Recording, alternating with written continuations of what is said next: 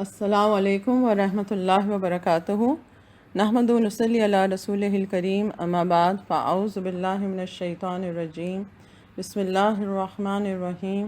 رب اشرح لی صدری ویسر لی امری واحلل عقدۃ من لسانی یفقہوا قولی، رب زدنی علما اللہم فقہنا فی الدین۔ حضرت داؤد اور حضرت سلیمان علیہ السلام کے بعد اور حضرت زکریا اور حضرت یحییٰ علیہ السلام سے پہلے کچھ انبیاء جو گزرے ہیں، ان میں حضرت یشعیاء علیہ السلام، جن کو انگریزی میں عیسیٰ علیہ السلام بھی کہتے ہیں، کا نام قابل ذکر ہے۔ یہ وہ نبی ہیں جنہوں نے حضرت عیسیٰ علیہ السلام اور حضرت محمد صلی اللہ علیہ وسلم کے بارے میں پیشن گوئی کی تھی ان کی پیدائش سے پہلے، یعنی کہ آپ نے حضرت عیسیٰ علیہ السلام اور حضرت محمد صلی اللہ علیہ وسلم کی خوشخبری سنائی تھی کہ وہ آنے والے نبی ہوں گے۔ حضرت یشعیاء علیہ السلام کے زمانے میں بیت المقدس کے علاقے میں حزقیہ بنی اسرائیل کا بادشاہ تھا، اور وہ آپ علیہ السلام کی ہدایت پر پوری طرح عمل کرتا تھا۔ اس وقت بنی اسرائیل کے حالات بہتر تھے۔ بنی اسرائیل کے بادشاہ کے پاؤں میں پھوڑا نکل آیا، جبکہ بابل کا بادشاہ سخاریب 6 لاکھ افراد پر مشتمل فوج لے کر بیت المقدس کی طرف پیش قدمی کر رہا تھا۔ بادشاہ نے حضرت یشعیاء علیہ السلام سے پوچھا، اللہ تعالیٰ نے آپ علیہ السلام کی طرف سخاریب کی فوجوں کے متعلق کیا وحی نازل فرمائی ہے؟ آپ علیہ السلام نے فرمایا، ابھی تک کوئی وحی نازل نہیں ہوئی، آخر کار وحی نازل ہوئی۔ بادشاہ سے کہیے کہ وہ اپنا جانشین مقرر کر دے، کیونکہ اس کی موت کا وقت نزدیک آ چکا ہے۔ جب آپ علیہ السلام نے بادشاہ کو اللہ تعالیٰ کا یہ پیغام پہنچایا تو بادشاہ نے قبلہ رخ ہو کر گریہ زاری شروع کر دی اور اللہ تعالیٰ سے یہ دعا مانگی، اے اللہ، اے مالک ملک، اے تمام معبودوں کے معبود، اے رحمان، اے رحیم، اے وہ ذات جسے کبھی اونگ اور نیند نہیں آتی، میرے اور بنی اسرائیل میں انصاف کے ساتھ حکومت کرنے پر نظر فرما۔ یہ سب آپ کی توفیق سے ہوا ہے، اور آپ مجھ سے زیادہ علم رکھنے والے، میرے ظاہر اور باطن سے واقف ہیں۔ اللہ تعالیٰ نے اس کی دعا قبول فرمائی اور حضرت یشعیاء علیہ السلام کی طرف وحی نازل فرمائی کہ اسے خوشخبری دے دیجئے کہ اس کی گریہ زاری پر اللہ تعالیٰ نے اس کی موت کو چند سال کے لیے مؤخر فرما دیا ہے، اور اسے اس کے دشمن سخاریب سے حفاظت دے دی ہے۔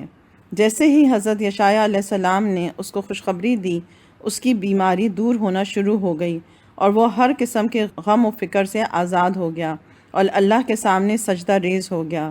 سجدے میں اس نے یہ دعا مانگی، اے اللہ، تو جسے چاہتا ہے حکومت دیتا ہے اور جس سے چاہتا ہے حکومت چھین لیتا ہے اور جسے چاہتا ہے عزت دیتا ہے۔ اے اللہ، تو ہی ظاہر اور پوشیدہ سے باخبر ہے، تو ہی ظاہر اور باطن ہے، اور تو ہی رحم فرمانے والا ہے اور لاچاروں کی دعا قبول کرنے والا ہے۔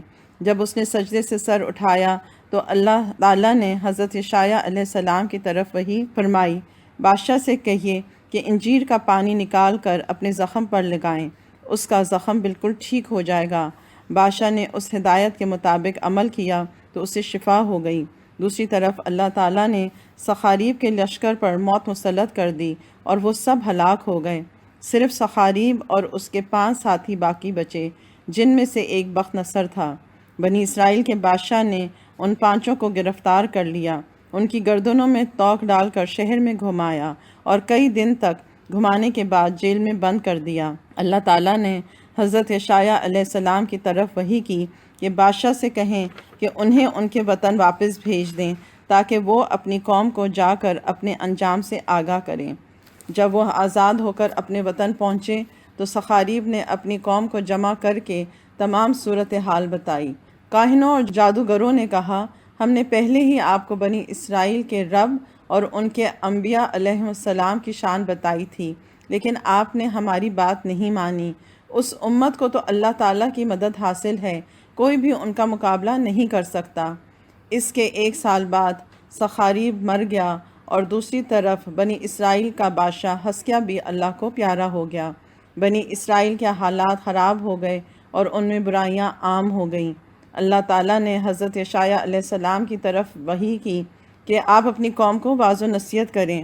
آپ علیہ السلام نے اپنی قوم کو واعظ و نصیحت کی۔ ابھی آپ علیہ السلام کی واعظ و نصیحت مکمل بھی نہیں ہوئی تھی کہ لوگ آپ علیہ السلام پر حملہ کرنے کے لیے تیار ہو گئے۔ آپ علیہ السلام بھاگ کر ایک درخت کے پاس پہنچے، وہ درخت پھٹ گیا اور آپ علیہ السلام اس کے اندر داخل ہو گئے۔ شیطان نے جلدی سے کپڑے کا کنارہ پکڑ لیا۔ جب درخت کے پھٹے ہوئے حصوں نے مل کر نبی کو چھپایا تو کپڑے کا ایک کونا باہر رہ گیا۔ لوگوں نے یہ دیکھ کر آرا منگوایا اور درخت کے 2 ٹکڑے کر دیے۔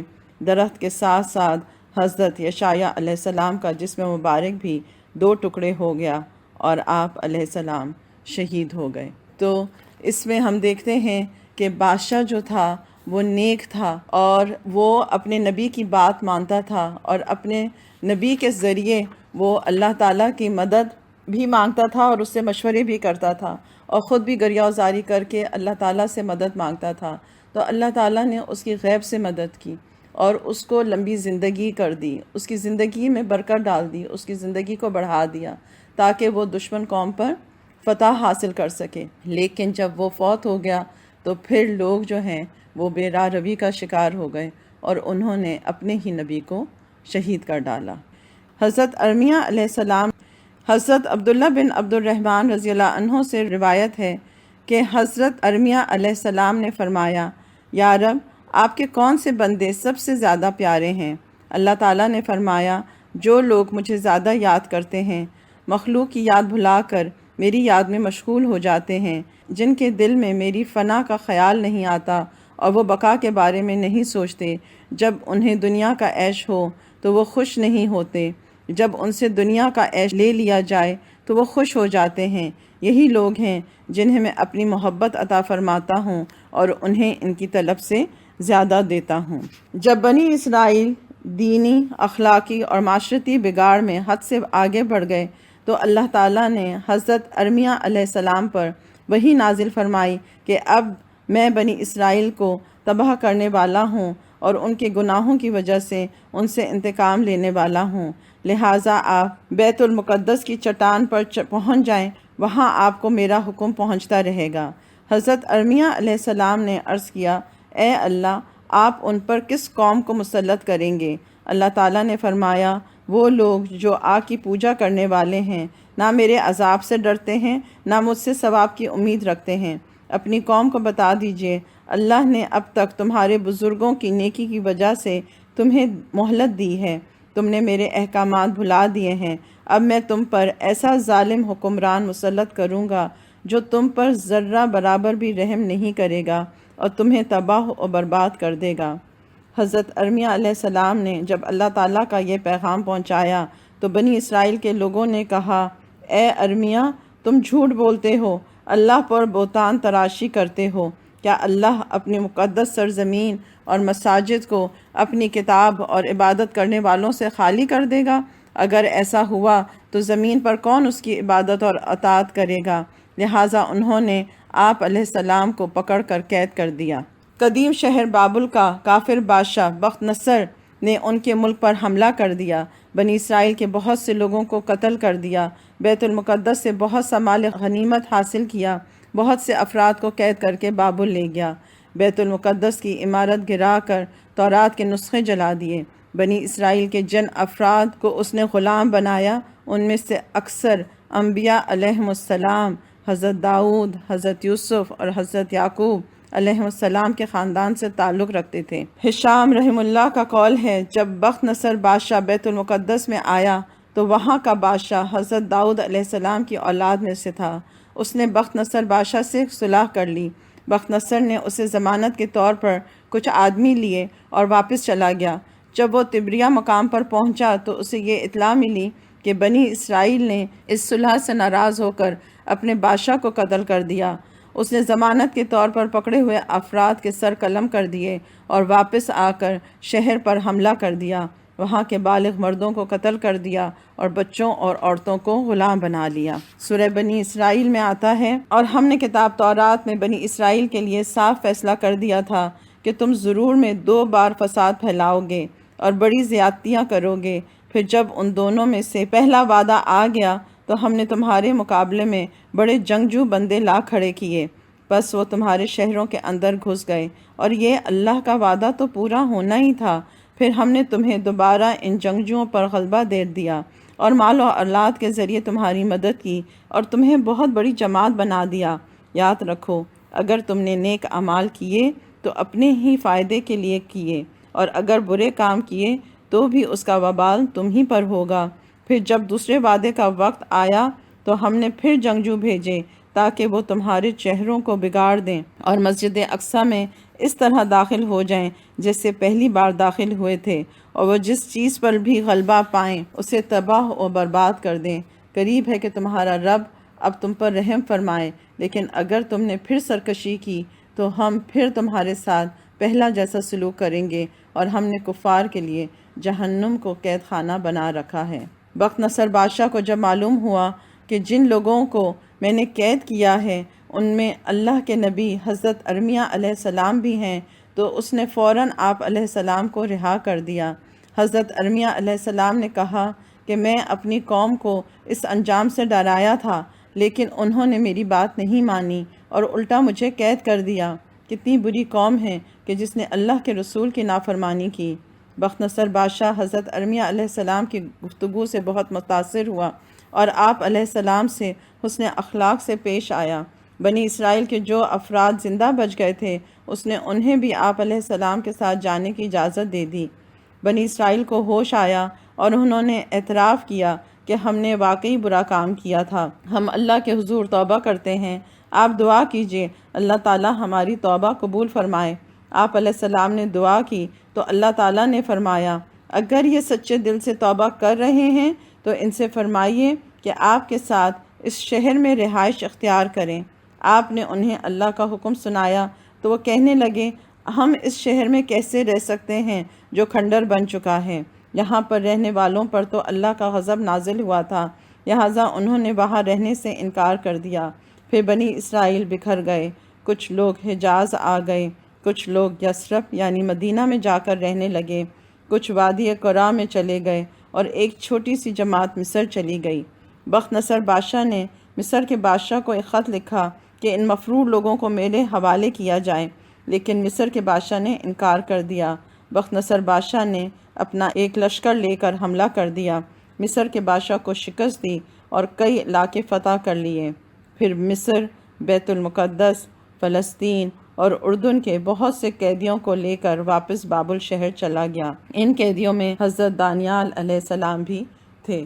تو ہم دیکھتے ہیں کہ بنی اسرائیل میں تواتر کے ساتھ جو ہیں ایک کے بعد ایک نبی آئے، اور انہوں نے اپنی قوم کو بہت سمجھایا کہ وہ اللہ کے حکم کو مانیں، اور ان کے جو وقت کا بادشاہ بھی تھا وہ بھی ان کی نبیوں کی بات مانتا تھا، لیکن جیسے ہی لوگوں نے بادشاہ کے خلاف ہوئے یا نبی کے خلاف ہوئے تو ہم دیکھتے ہیں کہ ان کے اوپر اللہ کا عذاب اس دنیا میں بھی آیا، اور پھر اللہ تعالیٰ نے کافر قوم کے ذریعے ان لوگوں کو شکست دی۔ حضرت دانیال علیہ السلام اور حضرت ارمیہ علیہ السلام کی ملاقات۔ بخت نصر بادشاہ نے 2 شیر پکڑ کر ایک کنویں میں ڈال دیے، پھر حضرت دانیال علیہ السلام کو لا کر اسی کنویں میں ڈالا۔ شیروں نے آپ علیہ السلام کو کچھ نہ کہا۔ کچھ دیر کے بعد آپ علیہ السلام کو بھوک اور پیاس محسوس ہوئی تو اللہ تعالیٰ نے ملک شام میں حضرت ارمیہ علیہ السلام پر وحی نازل فرمائی کہ دانیال علیہ السلام کے لیے کھانے پینے کا سامان تیار کریں۔ حضرت ارمیہ علیہ السلام نے عرض کی کہ اے اللہ، میں تو ارض مقدس فلسطین میں ہوں اور دانیال علیہ السلام عراق کے شہر بابل میں ہیں۔ اللہ تعالیٰ نے فرمایا کہ آپ ہمارے حکم کے مطابق کھانے پینے کا سامان تیار کریں، ہم آپ کو وہاں پہنچانے کا انتظام کرتے ہیں۔ جب ارمیہ علیہ السلام نے کھانا تیار کر لیا تو اللہ تعالیٰ نے کسی کو بھیج دیا جو آپ علیہ السلام اور آپ کے تیار کیے ہوئے سامان کو لے کر بابل روانہ ہو گیا، یہاں تک کہ آپ علیہ السلام کو اس کنویں کے پاس لے جا کر کھڑا کر دیا جس میں حضرت دانیال علیہ السلام موجود تھے۔ حضرت دانیال علیہ السلام نے پوچھا، آپ کون ہیں؟ انہوں نے جواب دیا، میں ارمیہ علیہ السلام ہوں۔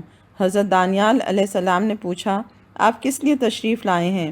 حضرت ارمیہ علیہ السلام نے فرمایا، مجھے آپ کے پاس آپ کے رب نے بھیجا ہے۔ حضرت دانیال علیہ السلام نے پوچھا، کیا میرے رب نے میرا نام لیا ہے؟ حضرت ارمیہ علیہ السلام نے فرمایا، جی ہاں۔ حضرت دانیال علیہ السلام نے فرمایا، اللہ کا شکر ہے جو اپنا ذکر کرنے والوں کو بھلاتا نہیں، جو اپنی ذات سے امید رکھنے والے کی امید کو توڑتا نہیں۔ جو آدمی بھی اس پر توکل کرے وہ اس کو ناراض نہیں کرتا، جو پریشانی آنے پر مصیبت دور کرتا ہے، جو ہمیں اس وقت بھی بچا لیتا ہے جب ہمیں اپنے اعمال پر بدگمانی ہونے لگتی ہے، وہ اس وقت بھی ہماری امید کا مرکز بن جاتا ہے جب ہماری کوئی تدبیر کارگر نہیں رہتی۔ تو حضرت دانیال علیہ السلام کے لیے اللہ تعالیٰ نے حضرت ارمیہ علیہ السلام کو بھیجا اور ان کی دعا کو قبول فرمایا۔ حضرت عبد الرحمن بن ابی زناد رحم اللہ اپنے والد سے روایت کرتے ہیں کہ انہوں نے ابو موسیٰ اشعری رضی اللہ تعالیٰ عنہ کے بیٹے ابو بردہ رحم اللہ کے ہاتھ میں ایک انگوٹھی دیکھی جس پر 2 شیروں کی تصویر بنی ہوئی تھی۔ ان کے درمیان ایک آدمی تھا اور شیر اسے چاٹ رہا تھا۔ ابو بردہ رحم اللہ نے فرمایا، یہ اس شخص کی انگوٹھی ہے جس کے بارے میں اس کے شہر کے لوگ کہتے ہیں کہ وہ دانیال علیہ السلام ہیں۔ جس دن ابو بردہ رحم اللہ کو دفن کیا گیا، یہ انگوٹھی حضرت ابو موسیٰ رضی اللہ عنہ نے لے لی تھی۔ پھر شہر کے علماء سے اس پر کندہ تصویروں کے بارے میں دریافت کیا۔ انہوں نے کہا، حضرت دانیال علیہ السلام جس بادشاہ کے ملک میں تھے، اسے نجومیوں نے بتایا تھا کہ ایک لڑکا پیدا ہونے والا ہے جس کی وجہ سے تیری حکومت ختم ہو جائے گی۔ بادشاہ نے قسم کھائی کہ آج رات پیدا ہونے والے ہر لڑکے کو قتل کر دیا جائے گا۔ البتہ انہوں نے دانیال علیہ السلام کو شیر کے کچھار میں پھینک دیا۔ آپ کی والدہ نے جا کر دیکھا تو شیر اور شیرنی آپ کو پیار سے چاٹ رہے تھے اور آپ کو کوئی نقصان نہیں پہنچایا تھا۔ شہر کے علماء نے بتایا کہ دانیال علیہ السلام نے اپنی انگوٹھی میں اپنی اور شیروں کی تصویر بنائی تھی تاکہ آپ کو اللہ کا یہ احسان ہمیشہ یاد رہے۔ دانیال علیہ السلام کو اہل فارس کے بادشاہ نے گرفتار کر لیا تھا اور انہوں نے اس کے پاس ہی قید کے ایام گزارے۔ اب ہم حضرت عزیر علیہ السلام کے بارے میں پڑھتے ہیں۔ حضرت عزیر علیہ السلام اللہ تعالیٰ کے انبیاء علیہم السلام سے ایک برگزیدہ نبی تھے جنہیں اللہ تعالیٰ نے حضرت سلیمان اور حضرت عیسیٰ علیہم السلام کے درمیان کے زمانے میں نبوت عطا فرمائی۔ آپ علیہ السلام اللہ تعالیٰ سے جو دعا مانگتے اللہ رب العزت اسے قبول فرماتے تھے۔ بخت نصر بادشاہ نے اپنے دور بادشاہت میں بیت المقدس پر حملہ کر کے وہاں کے اکثر باشندوں کو قتل کر کے اس بستی کو ویران کر دیا اور بنی اسرائیل کے بہت سے افراد کو قید کر کے اپنے ہاں بابل لے گیا۔ ان افراد میں حضرت عزیر علیہ السلام بھی تھے۔ کچھ مدت کے بعد جب آپ علیہ السلام کی رہائی ہوئی تو آپ علیہ السلام ایک گدھے پر سوار اس بابرکت بستی کے پاس سے گزرے جسے بخت نصر نے ویران کر دیا تھا۔ آپ علیہ السلام نے جب اس بستی کا یہ حال دیکھا تو سوچنے لگے کہ یہ بستی کیسے آباد تھی۔ چاروں طرف چہل پہل تھی اور خوبصورت اور عالیشان مکانات تھے۔ افسوس کہ اب اس کا حشر کیا ہو گیا۔ یہ بھی خیال آیا کہ اجڑنے کے بعد اب یہ بستی کیسے آباد ہوگی۔ اب تو اس میں کوئی انسان دکھائی ہی نہیں دیتا ہے اور نہ ہی کوئی گھر نظر آتا ہے۔ پہلی سی چہل پہل، پہلی سی آبادی کیسے ہو سکتی ہے؟ آپ علیہ السلام کے دل میں اس قسم کے خیالات آ رہے تھے کہ اللہ تعالیٰ نے آپ علیہ السلام کو اسی جگہ فوت کر دیا۔ آپ علیہ السلام کی وفات کے 70 سال بعد بیت المقدس آباد ہوا۔ بنی اسرائیل نے اسے چاروں طرف سے آباد کر دیا۔ پہلے سے زیادہ رونق اور چہل پہل ہو گئی، عالیشان اور خوبصورت مکانات بن گئے اور لوگ بڑے عیش و آرام سے یہاں رہنے لگے۔ پھر اللہ تعالیٰ نے عزیر علیہ السلام کو پورے 100 سال کے بعد زندہ کیا۔ جب روح جسم میں آئی تو اللہ کے کمال صنعت کا مشاہدہ کرنے لگے۔ آپ علیہ السلام نے پہلے تو اپنے تمام جسم میں زندگی کی لہر دوڑتی ہوئی محسوس فرمائی، پھر جب پوری طرح زندہ ہو گئے تو اللہ تعالیٰ نے آپ علیہ السلام سے فرشتے کے ذریعے پوچھا کہ یہاں کتنی دیر ٹھہرے؟ آپ علیہ السلام نے کہا، میں 1 دن یا اس سے کچھ کم کا حصہ ٹھہرا ہوں گا۔ اللہ رب العزت نے فرمایا کہ آپ پورے 100 سال کے بعد زندہ ہوئے ہیں۔ آپ علیہ السلام کے پاس جو کھانے پینے کی اشیاء، انگور، انجیر اور کچھ پھلوں کا رس تھا، ان میں سے کوئی ایک بھی خراب نہیں ہوئی۔ پھر حکم ہوا کہ اب اپنا گدھا دیکھو۔ اللہ تعالیٰ نے آپ علیہ السلام کی آنکھوں کے سامنے گدھا زندہ فرما دیا۔ حضرت عزیر علیہ السلام کے فوت ہونے اور دوبارہ زندہ ہونے کے اس واقعے کو اللہ تعالیٰ نے بعد میں آنے والے لوگوں کے لیے مرنے کی بعد کی زندگی کی ایک نشانی بنا دیا اور واضح کر دیا کہ اللہ تعالیٰ ہی موت اور زندگی کا مالک ہے۔ وہ جب اور جسے چاہے موت دینے کا اختیار رکھتا ہے۔ جب وہ دنیا میں موت کے بعد زندہ کرنے کی قدرت رکھتا ہے تو مرنے کے بعد بھی وہ زندہ کرنے پر بدرجہ اولا قادر ہے۔ دوبارہ زندہ ہونے کے بعد آپ علیہ السلام گدھے پر سوار ہو کر اپنے علاقے میں آئے تو لوگوں نے آپ علیہ السلام کو نہ پہچانا، اور نقشہ تبدیل ہونے کی وجہ سے آپ علیہ السلام بھی اپنا گھر نہ پہچان پائے۔ آخر ایک گھر کے سامنے سے گزرے تو وہاں ایک نابینا بوڑھی عورت کو دیکھا جس کی عمر 120 سال ہو چکی تھی۔ وہ آپ علیہ السلام کی ہی لونڈی تھی۔ آپ علیہ السلام نے اسے پہچان لیا اور کہا، اے اللہ کی بندی، کیا یہ عزیر کا گھر ہے؟ یہ سن کر وہ عورت رو پڑی اور کہا، مدتیں گزر گئیں، کسی نے عزیر کا نام ہی نہیں لیا، لوگ انہیں بھول چکے ہیں۔ آپ علیہ السلام نے فرمایا، میں ہی عزیر ہوں۔ اللہ تعالیٰ نے مجھے 100 سال مردہ حالت میں رکھنے کے بعد دوبارہ زندگی دی ہے۔ اس نے کہا، سبحان اللہ، عزیر علیہ السلام تو 100 سال سے لاپتہ ہیں۔ آپ علیہ السلام نے فرمایا، میں وہی عزیر ہوں۔ اس نے کہا کہ عزیر تو مستجاب الدعوات تھے، یعنی کہ ان کی دعائیں تو قبول ہوتی تھیں۔ ان کی دعا سے اللہ تعالیٰ بیماروں کو شفا عطا فرماتے تھے۔ اگر آپ واقعی عزیر ہیں تو آپ میرے لیے دعا کریں کہ اللہ تعالیٰ میری بینائی لوٹا دے تاکہ میں آپ کو دیکھ کر پہچان سکوں۔ آپ علیہ السلام نے اللہ تعالیٰ سے دعا مانگی اور اس کی آنکھوں پر ہاتھ پھیرا تو اللہ تعالیٰ نے اس کی بینائی واپس لوٹا دی۔ آپ علیہ السلام نے فرمایا، اللہ تعالیٰ کے حکم سے اٹھ کھڑی ہو۔ وہ فوراً اٹھ کھڑی ہوئی۔ اس نے جب عزیر علیہ السلام کو دیکھا تو پکار اٹھی کہ میں گواہی دیتی ہوں کہ آپ واقعی عزیر ہیں۔ پھر وہ بنی اسرائیل کی ایک مجلس میں گئی جہاں حضرت عزیر علیہ السلام کا 118 سال کا بوڑھا بیٹا موجود تھا۔ ان سے کہا، عزیر تشریف لے آئے ہیں۔ انہیں یقین نہ آیا۔ لوگ آپ علیہ السلام کے پاس آئے اور آپ علیہ السلام کو پہچاننے کی کوشش کرنے لگے۔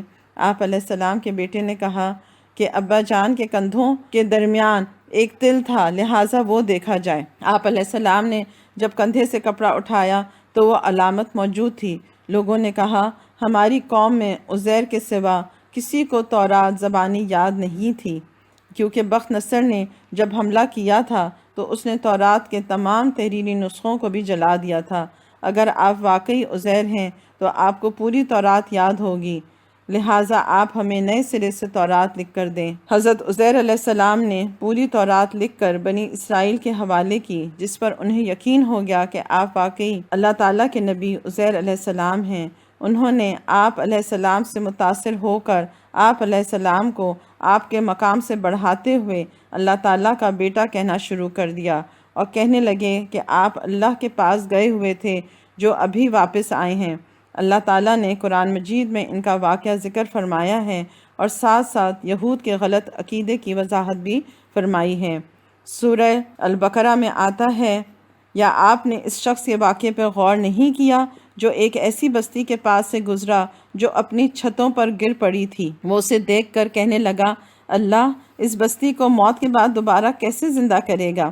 اس پر اللہ نے اسے 100 سال کے لیے موت دے دی۔ پھر زندہ کر کے پوچھا، تم کتنی مدت اس حال میں رہے ہو؟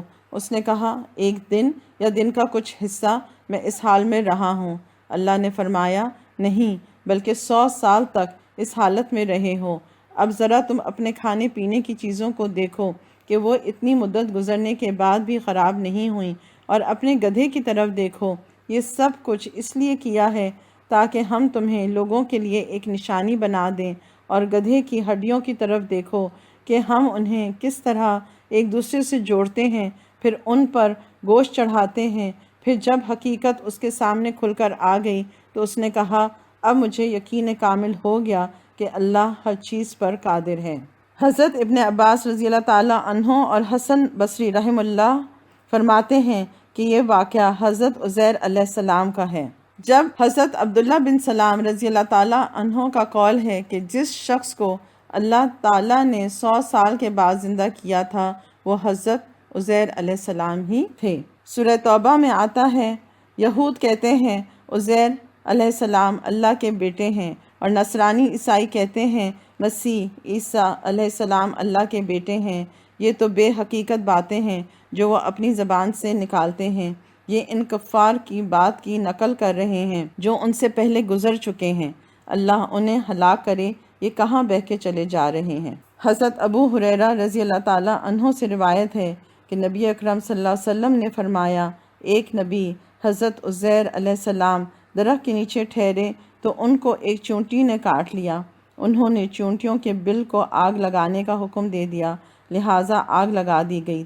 اللہ تعالیٰ نے ان کی طرف وحی فرمائی کہ آپ کو تو ایک چونٹی نے کاٹا تھا، اسے سزا دینے کی بجائے آپ نے اللہ کی تسبیح کرنے والی ایک امت بہت سی چونٹیوں کو جلا ڈالا۔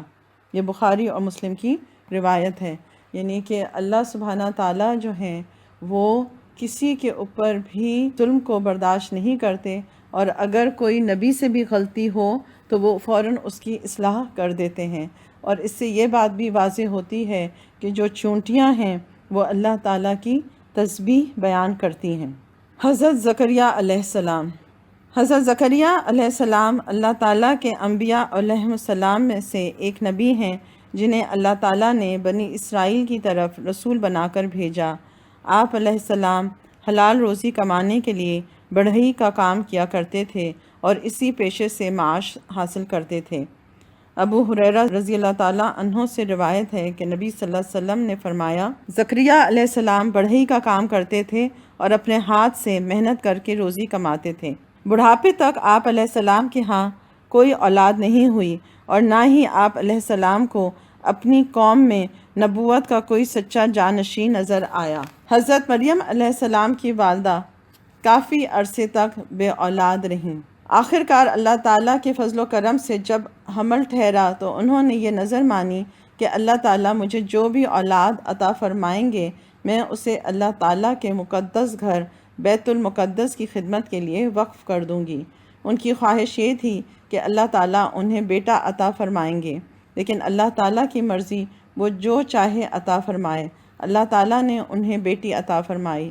بیٹی پیدا ہونے پر انہوں نے اس کا نام مریم علیہ السلام رکھا اور اللہ رب العزت سے عرض پیرا ہوئیں کہ اے اللہ، میرے ہاں بیٹی پیدا ہوئی ہے۔ اللہ تعالیٰ نے انہیں الہام کیا اسے میری راہ میں وقف کر دو، لہٰذا وہ حضرت مریم علیہ السلام کو لے کر بیت المقدس حاضر ہوئیں۔ وہاں چند افراد تورات لکھ رہے تھے، ان میں سے ہر ایک نے حضرت مریم علیہ السلام کی کفالت کی خواہش ظاہر کی۔ آخر کار یہ طے پایا کہ قرعہ کے طور پر نہر اردن میں اپنے اپنے قلم ڈالو، جس کا قلم پانی کی تہ میں بیٹھ کر اوپر اٹھ آئے گا وہی اس کی کفالت کرے گا۔ یہ سعادت اللہ رب العزت نے حضرت زکریا علیہ السلام کے نصیب میں لکھی تھی، لہٰذا جب قرعہ اندازی ہوئی تو آپ علیہ السلام کا قلم پانی کی تہ میں بیٹھ کر اوپر اٹھایا اور دوسروں کے قلم پانی میں بہہ گئے۔ بالاتفاق سب نے یہ تسلیم کر لیا کہ حضرت مریم علیہ السلام کی کفالت حضرت زکریا علیہ السلام ہی کریں گے۔ آپ علیہ السلام نے حضرت مریم علیہ السلام کی کفالت شروع کر دی اور ان کا ایک مستقل کمرہ الگ سے بنوایا جس میں سوائے حضرت زکریا علیہ السلام کے کوئی دوسرا نہیں جا سکتا تھا۔ آپ علیہ السلام حضرت مریم علیہ السلام کو ضرورت کی تمام اشیاء ان کے کمرے میں پہنچایا کرتے تھے۔ جب حضرت زکریا علیہ السلام حضرت مریم علیہ السلام کے کمرے میں داخل ہوتے تو وہاں پر بے موسم پھل پاتے۔ ایک مرتبہ آپ علیہ السلام نے حضرت مریم علیہ السلام سے پوچھا، یہ پھل کہاں سے آئے ہیں؟ انہوں نے جواب دیا، یہ اللہ تعالیٰ کے پاس سے آئے ہیں۔ اللہ تعالیٰ جسے چاہتے ہیں بے حساب بے موسم روزی عطا فرماتے ہیں۔ سورہ آل عمران میں آتا ہے، اللہ سن رہا تھا جب عمران کی بیوی نے کہا، اے میرے رب، میں نے اپنے پیٹ کے بچے کو تیرے لیے وقف کرنے کی نظر مانی ہے، میری طرف سے اسے قبول فرما، یقیناً تو خوب سننے والا پوری طرح جاننے والا ہے۔ جب اس عمران کی بیوی نے بچی مریم علیہ السلام کو جنا تو کہنے لگی کہ اے پروردگار، میرے ہاں تو لڑکی پیدا ہوئی ہے، حالانکہ اللہ کو خوب معلوم تھا کہ اس نے کیا جنا تھا اور لڑکا لڑکی جیسا نہیں ہوتا۔ خیر، میں نے اس کا نام مریم رکھا ہے، میں اسے اور اس کی اولاد کو شیطان مردود سے آپ کی پناہ میں دیتی ہوں۔ پھر ان کے رب نے اسے بخوشی قبول فرما لیا اور اس کو بہترین طریقے سے پروان چڑھایا۔ زکریا علیہ السلام کو اس کا سرپرست بنایا۔ جب بھی زکریا علیہ السلام ان کے کمرے میں جاتے، ان کے پاس کھانے کی چیزیں پاتے تو ان سے پوچھتے، اے مریم، یہ رزق تمہارے پاس کہاں سے آیا ہے؟ وہ جواب دیتی کہ یہ اللہ کے پاس سے آیا ہے، یقیناً اللہ جسے چاہتا ہے بے حساب رزق دیتا ہے۔ جب حضرت زکریا علیہ السلام نے حضرت مریم علیہ السلام کے پاس بے موسم پھل دیکھے تو آپ علیہ السلام کے دل میں بھی اولاد کی خواہش شدت سے پیدا ہوئی۔ اس وقت اگرچہ آپ خود بھی بوڑھے، کمزور اور ہڈیوں کا ڈھانچہ بن چکے تھے، آپ علیہ السلام کے سر کے بال بھی سفید ہو چکے تھے اور بیوی بھی بوڑھی اور بانجھ تھی، مگر پھر بھی آپ اللہ تعالیٰ کی رحمت سے نا امید نہیں ہوئے اور چپکے چپکے اللہ تعالیٰ سے اولاد کے لیے دعائیں مانگیں۔ سورہ آل عمران۔ رب ہب لی من لدنک ذریۃ طیبہ انک سمیع الدعاء۔ اے میرے پروردگار، مجھے اپنے پاس سے پاکیزہ اولاد عطا فرمائیے، بے شک آپ ہی دعا کو سننے اور قبول کرنے والے ہیں۔ سورہ مریم میں آتا ہے، فہب لی من لدنک ولیہ۔ اے میرے رب، بس مجھے اپنے پاس سے ایک وارث عطا فرمائیے۔ سورہ الانبیاء۔ ربی لا تذرنی فردا وانت خیر الوارثین۔ اے میرے پروردگار، مجھے تنہا نہ چھوڑیے، آپ تو سب سے بہتر وارث ہیں۔ حضرت زکریا علیہ السلام نے جیسے ہی اللہ رب العزت سے اولاد کے حصول کے لیے دعا مانگی تو ابھی آپ علیہ السلام اسی جگہ ہی کھڑے تھے جہاں آپ علیہ السلام نے دعا مانگی تھی کہ اللہ تعالیٰ کے فرشتوں نے آ کر آپ علیہ السلام کو بیٹے کی بشارت سنائی اور ساتھ ساتھ یہ بھی بتایا کہ آپ علیہ السلام کی بانجھ بیوی کو بھی اللہ تعالیٰ نے بچہ جننے کے قابل بنا دیا ہے اور آپ علیہ السلام کے بیٹے کا نام بھی خود ہی یحییٰ رکھا ہے۔ سورہ آل عمران میں آتا ہے، فرشتوں نے انہیں زکریا علیہ السلام کو آواز دی جب وہ کمرے میں کھڑے نماز پڑھ رہے تھے کہ اللہ تمہیں یحییٰ بیٹے کی یقیناً خوشخبری دیتا ہے جو اللہ کے کلمہ عیسیٰ علیہ السلام کی تصدیق کرنے والا، سردار، نفس پر قابو پانے والا، نبوت والا اور نیک لوگوں میں سے ہوگا۔ سورہ مریم میں آتا ہے، یہ آپ کے رب کی رحمت کا ذکر ہے جو اس نے اپنے بندے زکریا علیہ السلام پر کی تھی جب انہوں یعنی زکریا علیہ السلام نے اپنے رب سے چپکے چپکے دعا مانگی تھی کہ اے میرے پروردگار، میری ہڈیاں کمزور ہو گئی ہیں اور بڑھاپے کی وجہ سے بال سفید ہو گئے ہیں، لیکن میں آپ سے دعا مانگ کر کبھی محروم نہیں رہا اور مجھے اپنے پیچھے اپنے رشتہ داروں کا ڈر ہے اور میری بیوی بھی بانجھ ہے، بس آپ مجھے اپنے پاس سے وارث ایک لڑکا عطا فرمائیے جو میرا اور یعقوب علیہ السلام کے خاندان کا وارث بنے، اور اے میرے رب اسے ایک پسندیدہ انسان بنانا۔ اللہ نے فرمایا، اے زکریا علیہ السلام، ہم آپ کو ایک لڑکے کی خوشخبری دیتے ہیں جس کا نام یحییٰ ہوگا، اس سے پہلے ہم نے اس کا ہم نام کسی کو نہیں بنایا ہے۔ جب اللہ رب العزت نے حضرت زکریا علیہ السلام کو اپنے فرشتوں کے ذریعے بیٹے کی خوشخبری سنائی تو آپ علیہ السلام کو بڑا تعجب ہوا کہ میں خود بھی بوڑھا ہو چکا ہوں اور میری بیوی بھی بانجھ ہے، اب اولاد کیسے ہوگی؟ اور آپ علیہ السلام نے اللہ تعالیٰ سے اس پر کوئی نشانی مقرر کرنے کی درخواست کی۔ اللہ تعالیٰ نے نشانی یہ مقرر فرمائی کہ 3 دن اور 3 رات تک آپ لوگوں سے بات نہیں کر سکو گے، صرف اشاروں سے بات کو سمجھا پاؤ گے۔ سورہ آل عمران میں آتا ہے، زکریا علیہ السلام تعجب سے کہنے لگے، اے میرے رب، میرے ہاں بچہ کیسے ہوگا؟ میں تو بالکل بوڑھا ہو گیا ہوں اور میری بیوی بھی بانجھ یعنی بچہ جننے کے قابل نہیں ہے۔ جواب ملا، اسی طرح اللہ جو چاہتا ہے کرتا ہے۔ زکریا علیہ السلام نے کہا، اے میرے رب، میرے لیے اس کی کوئی نشانی مقرر کر دیجئے۔ اللہ نے فرمایا، اس کی نشانی یہ ہے کہ 3 دن تک تم لوگوں سے زبان سے بات نہیں کر سکو گے، صرف اشارے سے سمجھاؤ گے۔ اس دوران تم اپنے رب کا کثرت سے ذکر کرو اور صبح و شام اس کی تسبیح بیان کرتے رہو۔ سورہ مریم میں آتا ہے، زکریا علیہ السلام نے کہا، اے میرے رب، میرے ہاں بچہ کیسے ہوگا جبکہ میری بیوی بانجھ اور میں خود انتہائی بوڑھا ہو چکا ہوں؟ ارشاد ہوا کہ اسی طرح ہوگا۔ آپ کے رب نے فرمایا کہ مجھ پر تو یہ کام بالکل آسان ہے اور اس سے پہلے میں تمہیں پیدا کر چکا ہوں جبکہ تم کچھ بھی نہ تھے۔ زکریا علیہ السلام نے کہا، اے میرے پروردگار، میرے لیے کوئی علامت مقرر کر دیجئے۔ اللہ نے فرمایا، تمہارے لیے نشانی یہ ہے کہ تم تندرست ہونے کے باوجود 3 راتوں تک کسی سے بات نہیں کر سکو گے۔ پھر زکریا علیہ السلام اپنے حجرے سے نکل کر اپنی قوم کے پاس آئے اور ان کی طرف اشارہ کرتے ہوئے کہا، تم صبح و شام اللہ کی تسبیح بیان کیا کرو۔ حضرت مجاہد، اکرمہ، وہب اور صدیر رحمۃ اللہ علیہم فرماتے ہیں کہ آپ کی زبان بغیر کسی مرض کے بند ہو گئی تھی۔ ابن زید رحمہ اللہ فرماتے ہیں کہ آپ تلاوت کر سکتے تھے، ذکر و تسبیح کر سکتے تھے، لیکن کسی سے بات چیت نہیں کر سکتے تھے۔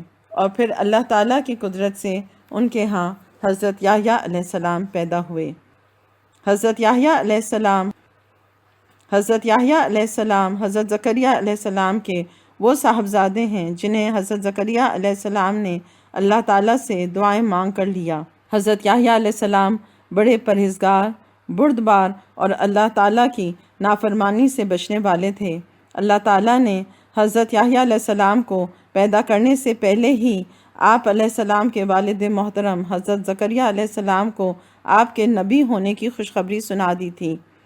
انسان کے لیے 3 مواقع بڑے دشوار ہوتے ہیں۔ اللہ تعالیٰ نے ان 3 دشوار مواقع پر بھی حضرت یحییٰ علیہ السلام کو سلامتی اور امن کی بشارت سنائی۔ پیدا ہونے کا موقع، فوت ہونے کا موقع اور دوبارہ زندہ ہونے کا وقت۔ سورہ مریم میں آتا ہے، اللہ نے فرمایا، اے یحییٰ، کتاب کو مضبوطی سے تھام لو، اور ہم نے اسے بچپن ہی سے دانائی عطا فرما دی تھی اور اپنے پاس سے انہیں رحم دلی اور پاکیزگی عطا فرمائی تھی۔ وہ بڑے پرہیزگار تھے اور اپنے والدین سے اچھا سلوک کرنے والے تھے۔ وہ سرکش اور نافرمان نہیں تھے۔ ان پر سلامتی ہو جس دن وہ پیدا ہوئے، جس دن وہ فوت ہوں گے اور جس دن دوبارہ زندہ کر کے اٹھائے جائیں گے۔ حضرت یحییٰ علیہ السلام تنہائی پسند تھے۔ آپ علیہ السلام جنگلوں کی طرف نکل جاتے، درختوں کے پتے کھاتے اور چشموں کا پانی پیتے، اور پھر فرمایا کرتے تھے، اے یحییٰ، تجھ سے زیادہ نعمتیں کسے حاصل ہوں گی۔ وہیب بن ورد رحم اللہ سے مروی ہے کہ ایک مرتبہ حضرت یحییٰ علیہ السلام 3 دن تک غائب رہے۔ آپ علیہ السلام کے والد محترم حضرت زکریا علیہ السلام تلاش میں جنگل کی طرف گئے تو دیکھا کہ ایک کھودی ہوئی قبر کے پاس آپ علیہ السلام کھڑے ہو کر آہ و بکا میں مصروف ہیں۔ حضرت زکریا علیہ السلام نے فرمایا، بیٹا، میں تمہیں 3 دن سے تلاش کر رہا ہوں اور تم یہاں قبر پہ کھڑے رو رہے ہو۔ حضرت یحییٰ علیہ السلام نے عرض کیا، اے ابا جان، آپ ہی نے تو مجھے بتایا تھا کہ جنت اور جہنم کے درمیان ایک طویل فاصلہ ہے جو صرف آنسوؤں کی مدد سے طے ہو سکتا ہے۔ یہ سنتے ہی حضرت زکریا علیہ السلام نے فرمایا، جی ہاں بیٹا، پھر خوب رو لو۔ باپ اور بیٹا دونوں مل کر آخرت کو یاد کرنے کے کافی دیر وہاں پر روتے رہے۔ سورہ الانبیاء میں آتا ہے، یہ لوگ حضرت زکریا اور حضرت یحییٰ علیہ السلام نیک کاموں کی طرف جلدی کرتے تھے، ہمیں شوق اور خوف سے پکارتے تھے اور ہمارے سامنے عاجزی کرنے والے تھے۔ سورہ الانبیاء میں ہی اللہ تعالیٰ فرماتے ہیں، چنانچہ ہم نے ان کی دعا قبول کی اور ان کو یحییٰ جیسا بیٹا عطا کیا اور ان کی خاطر ان کی بیوی کو اچھا کر دیا۔ یقیناً یہ لوگ بھلائی کے کاموں میں تیزی دکھاتے تھے اور ہمیں شوق اور روب کے عالم میں پکارتے تھے اور ان کے دل ہمارے آگے جھکے ہوئے تھے۔ اِنَّهُمْ كَانُوا يُسَارِعُونَ فِي الْخَيْرَاتِ وَيَدْعُونَنَا رَغَبًا وَرَهَبًا وَكَانُوا لَنَا خَاشِعِينَ۔ سورہ نازعات میں اللہ سبحانہ تعالیٰ فرماتے ہیں، جو شخص اپنے رب کے سامنے کھڑا ہونے سے ڈرتا ہے اور اس سے اپنے نفس کو بری خواہشوں سے روکے رکھا تو بے شک اس کا ٹھکانہ جنت ہی ہے۔ رسول اکرم صلی اللہ علیہ وسلم نے فرمایا، اللہ تعالیٰ نے حضرت یحییٰ علیہ السلام کو حکم دیا کہ 5 باتوں پر عمل کرو اور بنی اسرائیل کو بھی ان پر عمل کرنے کی تلقین کرو۔ یحییٰ علیہ السلام کو اس حکم پر عمل کرنے میں کچھ تاخیر ہو گئی تو حضرت عیسیٰ علیہ السلام نے ان سے فرمایا کہ آپ کو 5 احکامات بنی اسرائیل کو پہنچانے کا حکم دیا گیا تھا، آپ انہیں یہ احکامات پہنچا دیں یا میں پہنچا دیتا ہوں۔ حضرت یحییٰ علیہ السلام نے عرض کیا، اے بھائی جان، میں خود ہی پہنچا دیتا ہوں، اس لیے کہ مجھے اس بات کا ڈر ہے کہ اگر آپ نے مجھ سے پہلے یہ احکامات بنی اسرائیل کو پہنچا دیے تو اللہ تعالیٰ مجھے سزا دیں گے۔ چنانچہ حضرت یحییٰ علیہ السلام نے بنی اسرائیل کو مسجد اقصیٰ میں جمع کیا اور ایک اونچی جگہ میں کھڑے ہو کر اللہ تعالیٰ کی حمد و ثنا بیان کرنے کے بعد فرمایا، اللہ تعالیٰ نے مجھے اور آپ لوگوں کو 5 باتوں پر عمل کرنے کا حکم دیا ہے، اور وہ 5 باتیں یہ ہیں۔ نمبر 1، صرف اللہ تعالیٰ کی عبادت کرو، اس کے ساتھ کسی کو شریک نہ ٹھہراؤ۔ شرک کی مثال اس غلام جیسی ہے جس کو اس کے مالک نے سونے یا چاندی کے عوض خریدا۔ وہ غلام کام تو کرتا ہے لیکن کمائی کی رقم اپنے آقا کے علاوہ کسی دوسرے کو دیتا ہے۔ اب بتاؤ، تم میں سے کوئی آدمی بھی اس بات کو پسند کرے گا کہ اس کا غلام ایسا ہو؟ اللہ تعالیٰ نے ہی تمہیں پیدا کیا ہے اور وہی تمہیں رزق دیتا ہے، لہٰذا تم اسی اکیلے کی عبادت کرو اور اس کے ساتھ کسی کو شریک نہ ٹھہراؤ۔ دوسرا حکم، تم خضوع و خشوع کے ساتھ نماز ادا کرو، کیونکہ جب تک تم نماز میں دوسری طرف متوجہ نہیں ہوتے، اللہ تعالیٰ بھی تمہاری طرف برابر اپنی رضا اور رحمت کے ساتھ متوجہ رہتا ہے۔ تیسرا حکم، روزے رکھو، اس لیے کہ روزے دار کی مثال اس آدمی کی طرح ہے جو ایک جماعت میں بیٹھا ہو اور اس کے پاس مشک کی تھیلی ہو۔ وہ مشک اسے بھی اور اس کے ساتھیوں کو بھی خوشبو سے معطر کرتا رہے، اور روزے دار کی منہ کی بو کا خیال نہ کرو، اس لیے کہ اللہ تعالیٰ کے نزدیک روزے دار کے منہ کی بو مشک کی خوشبو سے بھی زیادہ پاکیزہ ہے۔ چوتھا حکم، اللہ تعالیٰ کے عطا کردہ مال میں سے صدقہ دیا کرو، اس لیے کہ صدقہ دینے والے کی مثال اس آدمی کی طرح ہے جسے دشمنوں نے اچانک پکڑ لیا ہو اور اس کے ہاتھوں کو گردن سے باندھ کر مقتل کی طرف لے جا رہے ہوں۔ وہ نا امیدی کی حالت میں یہ کہے کہ کیا یہ ممکن ہے کہ میں مال دے کر اپنی جان چھڑا لوں؟ پھر وہ اپنی کچھ چیزیں فدیے میں دے کر دشمنوں سے جان چھڑا لے۔ پانچواں حکم، دن رات کثرت سے اللہ کا ذکر کیا کرو، اس لیے کہ ذکر کرنے والے آدمی کی مثال اس آدمی کی طرح ہے جس کا دشمن تیزی کے ساتھ پیچھا کر رہا ہو اور وہ آدمی بھاگ کر کسی مضبوط قلعے میں پناہ حاصل کر لے، دشمن سے محفوظ ہو جائے۔ بلا شبہ انسان کے سب سے بڑے دشمن شیطان کے مقابلے میں ذکر الہی میں مشغول ہو جانا ایک قلعے میں محفوظ ہو جانے کی طرح ہے۔ اور ہم یہ دیکھتے ہیں کہ یہ تمام 5 احکامات ہم مسلمانوں کے لیے بھی وہی ہیں، یعنی کہ اللہ کے دین کے احکامات ایک ہی ہیں، اور ہر نبی نے آ کے یہی احکام اپنے لوگوں تک، اپنی قوم تک پہنچایا کہ سب لوگ جو ہیں اللہ کی عبادت کریں، اللہ کا ذکر کریں، روزے رکھیں، صدقہ دیں، اور اللہ کے ساتھ کسی کو شریک نہ ٹھہرائیں۔ معراج کے دوران آپ صلی اللہ علیہ وسلم کی دوسری آسمان پر حضرت یحییٰ اور حضرت عیسیٰ علیہ السلام سے ملاقات ہوئی تو آپ صلی اللہ علیہ وسلم نے انہیں سلام کیا، انہوں نے سلام کا جواب دیا، پھر آپ صلی اللہ علیہ وسلم کو دونوں نے خوش آمدید کہا۔ حضرت یحییٰ علیہ السلام کے زمانے میں دمشق کا بادشاہ کسی ایسی عورت سے نکاح کرنا چاہتا تھا جس سے نکاح کرنا اس کے لیے شرعاً جائز نہیں تھا۔ اس نے حضرت یحییٰ علیہ السلام سے یہ مسئلہ پوچھا۔ آپ علیہ السلام نے فرمایا، اس عورت سے نکاح کرنا آپ کے لیے حلال نہیں ہے۔ حضرت یحییٰ علیہ السلام نے منع کیا تو وہ عورت ناراض ہو گئی۔ جب اس عورت نے محسوس کیا کہ بادشاہ اس پر فریفتہ ہو چکا ہے تو اس نے حضرت یحییٰ علیہ السلام کو شہید کرنے کی فرمائش کر دی۔ بادشاہ نے ایک آدمی کو بھیجا جو آپ علیہ السلام کو شہید کر کر آپ علیہ السلام کا سر ایک تھال میں رکھ کر لے آیا اور ملکہ کے سامنے پیش کر دیا۔ سر اس حالت میں بھی یہ کہتا رہا کہ یہ عورت بادشاہ کے لیے حلال نہیں ہے۔ آخر کار وہ عورت زمین میں دھسا دی گئی۔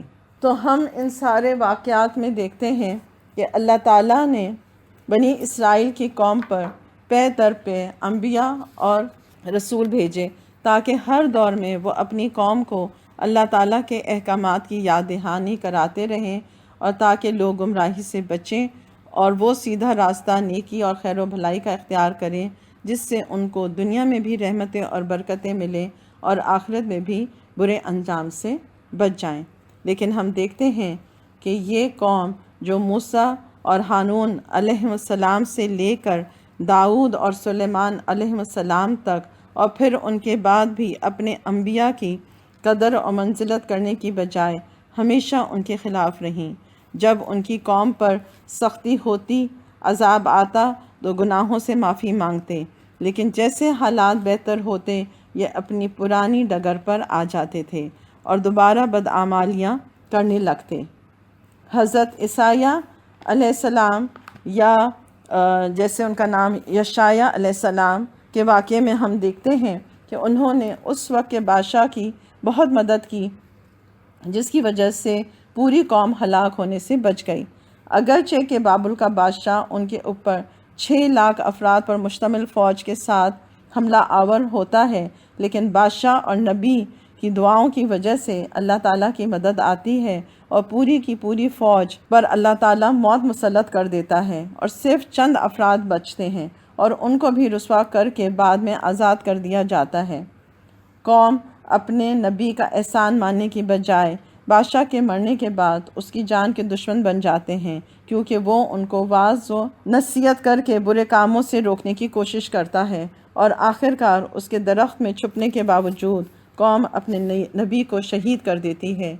یہ کسی بھی قوم کا پست ترین مقام ہے کہ وہ اپنی قوم کے سب سے نیک بندوں کو جان سے مار دیں، کیونکہ برے لوگوں کو نیک لوگ اپنا دشمن سمجھتے ہیں، حالانکہ وہ اللہ کے بھیجے ہوئے چنے ہوئے بندے ہوتے ہیں جن کا اخلاق اور کردار بلند ترین ہوتا ہے۔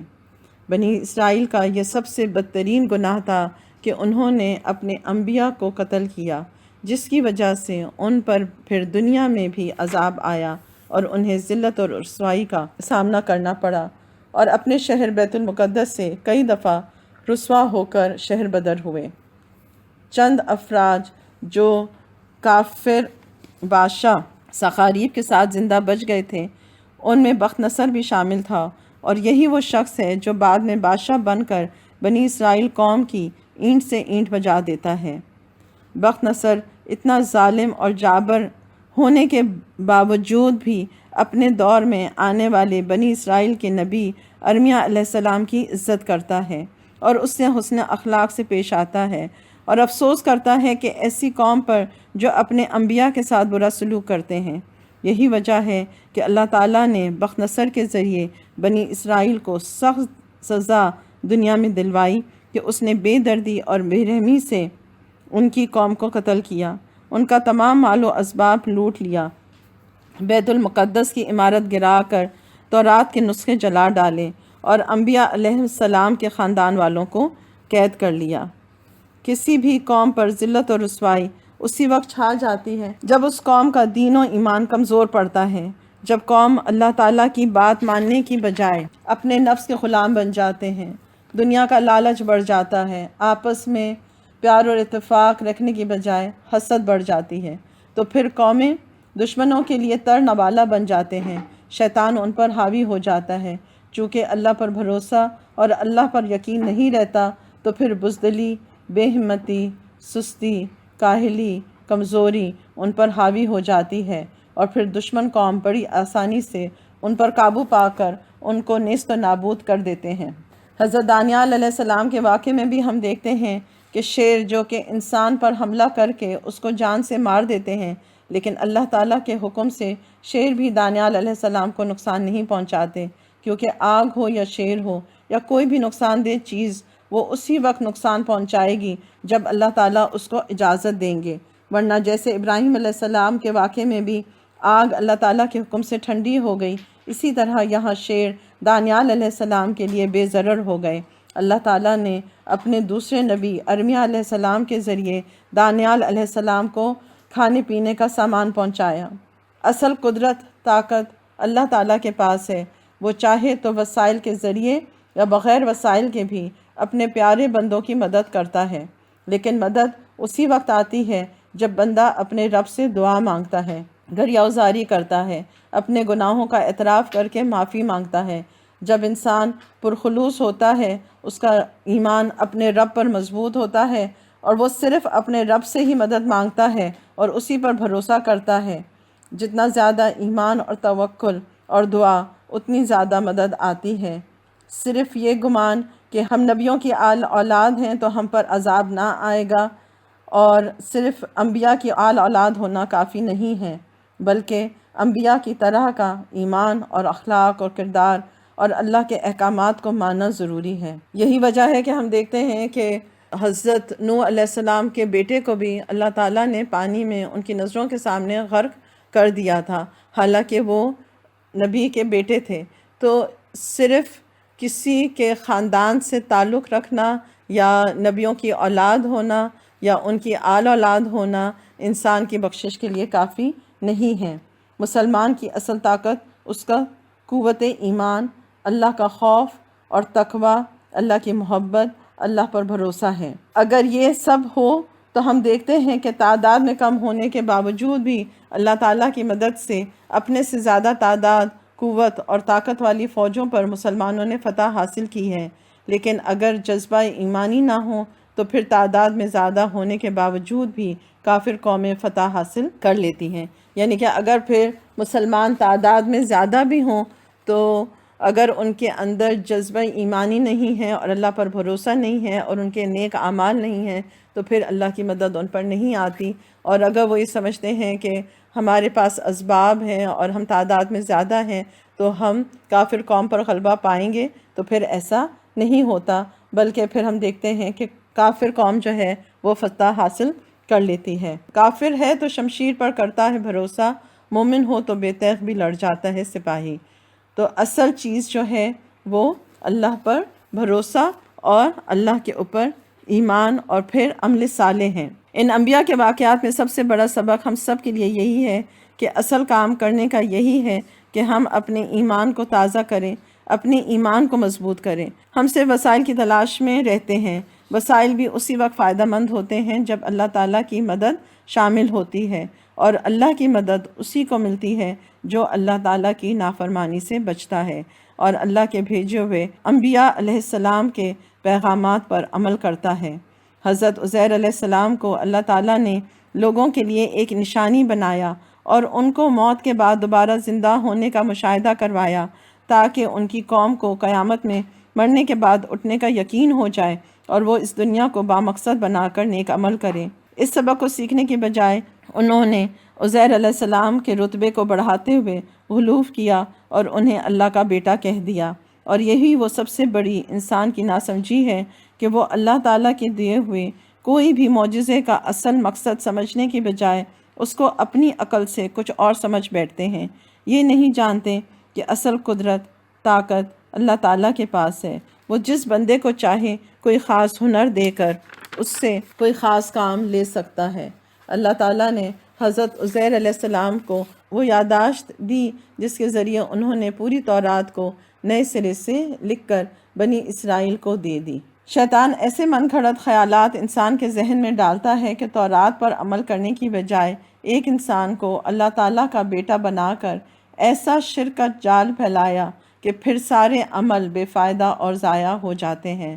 اللہ تعالیٰ کی قدرت کو پہچاننے کی بجائے انسان سے مروب ہو جاتے ہیں اور اس کو خدا سے کسی نہ کسی طرح ملا دیتے ہیں، اور اسی طریقے سے پھر انسان سیدھے راستے سے بھٹک کر شیطانی راستے پر چل پڑتا ہے۔ اللہ تعالیٰ کی قدرت کے زکریا علیہ السلام کی دعا کو قبول کیا۔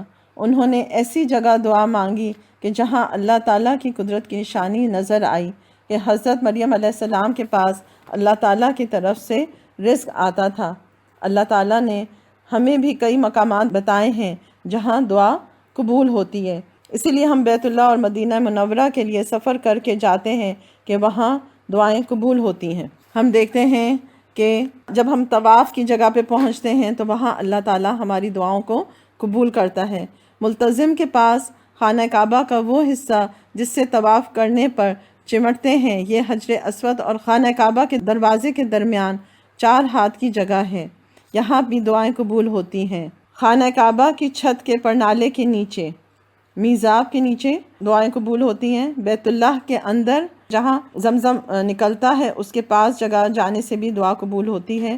صفا اور مروہ کی پہاڑیوں پر، پھر صفا اور مروہ کے درمیان دوڑنے کی جگہ پر، مقام ابراہیم کے پیچھے، میدان عرفات میں جہاں 9 ذی الحج کو زوال کے بعد سے مغرب کے وقت تک قیام کیا جاتا ہے، یہاں دعائیں قبول ہوتی ہیں۔ مزدلفہ وہ مقام جہاں پر حجاج عرفات سے واپس ہو کر مغرب اور عشاء کی نمازیں اکٹھے پڑھتے ہیں، یہاں دعائیں قبول ہوتی ہیں۔ منا جہاں پر حجاج کرام شیطان کو کنکریاں مارتے اور قربانی دیتے ہیں، 3 جمروں کے پاس جہاں حاجی حضرات شیطان کو کنکریاں مارتے ہیں، ان سب مقامات پر دعائیں قبول ہوتی ہیں۔ اور پھر ہم دیکھتے ہیں کہ رسول اللہ صلی اللہ علیہ وسلم کے روضہ اقدس کے پاس کی جانے والی دعائیں اور ریاض الجنہ میں بھی دعائیں قبول ہوتی ہیں۔ اللہ تعالیٰ نے بڑھاپے کے باوجود زکریا علیہ السلام کو اور ان کی بیوی کو جو بانجھ تھی اولاد عطا فرمائی، کیونکہ زکریا علیہ السلام کو اسباب پر نہیں اپنے رب پر بھروسہ تھا۔ وَلَمْ أَكُنْ بِدُعَائِكَ رَبِّ شَقِيًّا، اے میرے رب میں تجھ سے مانگ کر کبھی محروم نہیں رہا۔ یہی سبق ہماری زندگیوں میں بھی بہت اہم ہے کہ ہم کسی بھی جائز چیز کے لیے دعا کر سکتے ہیں، اگرچہ کہ اسباب اور حالات اس کے موافق ہوں یا نہ ہوں۔ اللہ تعالیٰ ہی اسباب کو پیدا کرتا ہے اور پھر ان کے ذریعے دعائیں قبول کرتا ہے۔ اللہ تعالیٰ چاہیں تو مردہ سے زندہ کو پیدا کر دیں اور زندہ سے مردہ کو۔ وَتُخْرِجُ الْحَيَّ مِنَ الْمَيِّتِ وَتُخْرِجُ الْمَيِّتَ مِنَ الْحَيِّ وَتَرْزُقُ مَن تَشَاءُ بِغَيْرِ حساب، سورہ آل عمران۔ اور تو ہی بے جان چیز سے جاندار کو برآمد کر لیتا ہے اور جاندار میں سے بے جان چیز نکال لاتا ہے، اور جس کو چاہتا ہے بے حساب رزق عطا فرماتا ہے۔ اور یہی مشاہدہ اللہ تعالیٰ نے حضرت عزیر علیہ السلام کو بھی کروایا تاکہ لوگوں کو اللہ تعالیٰ کی قدرت کا اندازہ ہو سکے۔ اللہ تعالیٰ نے جو شرائط لگائیں زکریا علیہ السلام پر تو انہوں نے ان کو پورا کیا۔ کئی دفعہ ہم اللہ تعالیٰ سے دعائیں مانگتے وقت بہت سی منتیں مانتے ہیں کہ میری دعا قبول ہوگی تو پھر میں نفلیں پڑھوں گی یا صدقہ کروں گی یا کچھ اور پھر جب دعا قبول ہو جاتی ہے تو پھر ہم اپنے وعدے کو بھول جاتے ہیں اور نذریں پوری نہیں کرتے۔ اسی لیے بہتر ہے کہ دعا ہی سے پہلے صدقہ خیرات کریں اور اس کو بعد کے لیے نہ چھوڑیں، کیونکہ پھر ہم اللہ تعالیٰ کے گناہ گار ہوں گے۔ شیطان ہمیں پھر وہ وعدے بلوا دیتا ہے۔ حضرت زکریا اور حضرت یحییٰ علیہ السلام کا زہد و تقویٰ اور ان کا آخرت کے بارے میں سوچ کر رونا، نیک کاموں کی طرف جلدی جانا اور اللہ تعالیٰ کے آگے جھکنے والے اور عاجزی کرنے والے، یہ وہ خوبیاں ہیں جو ہمیں بھی اپنے اندر ڈالنی چاہیے۔ ان کی قوم کا یہ حال تھا کہ انہوں نے حضرت یحییٰ علیہ السلام کی بھی ناقدری کی اور ایک عورت کے کہنے پر بادشاہ نے ان کو قتل کر ڈالا، کیونکہ انہوں نے بادشاہ کی مرضی کا فتویٰ نہیں ڈالا تھا۔ اور آج بھی ہم یہی دیکھتے ہیں کہ جو بھی شخص نیکی کی طرف بلاتا ہے، جو اللہ کی طرف ہمیں جوڑتا ہے، جو اللہ کے پیغام ہم تک پہنچاتا ہے، جو واعظ و نصیحت کرتا ہے، ہم ایسے لوگوں سے دور بھاگتے ہیں اور ہم ایسے لوگوں کی قدر نہیں کرتے۔ اور پھر ہماری سب سے بڑی یعنی کہ بنی اسرائیل کی سب سے بڑی بدنصیبی یہ تھی کہ انہوں نے اپنے انبیاء علیہ السلام کو قتل کیا۔ اور آج کے دور میں بھی ہم دیکھتے ہیں کہ بہت سے نیک لوگوں کو اس لیے ختم کر دیا جاتا ہے کہ وہ نیکی کی کام کر رہے ہیں یا نیکی کی بات بتا رہے ہیں، اور یہ انسان کے زوال کا سب سے اونچا مقام ہے کہ وہ انبیاء یا نیک لوگوں کو قتل کرے اور ان کی بات ماننے کی بجائے ان کو اس دنیا سے ہی یعنی کہ ان لوگوں کو اس دنیا سے ہی دور کر دے کہ وہ تاکہ ہم تک نیکی کی بات نہ پہنچے۔ تو اللہ تعالیٰ ہم سب کو ایسے برے انجام سے بچائے کہ جہاں پر ہم نیک لوگوں کی قدر نہ کریں اور نیک لوگوں کو اپنی زندگی کا حصہ نہ بنائیں۔ اللہ تعالیٰ ہمیں کہنے اور سننے سے زیادہ عمل کرنے والا بنائیں۔ آخر میں ہمبل ریکویسٹ ہے کہ اس چینل کو سبسکرائب کریں اور اس کو آگے شیئر کریں تاکہ خیر کی بات سب تک پہنچے اور ہم سب کے لیے صدقہ جاریہ بنے۔ آمین۔ سبحانک اللہم و بحمدک، نشہد ان لا الہ الا انت، نستغفرک و نتوب الیک۔ السلام علیکم ورحمۃ اللہ وبرکاتہ۔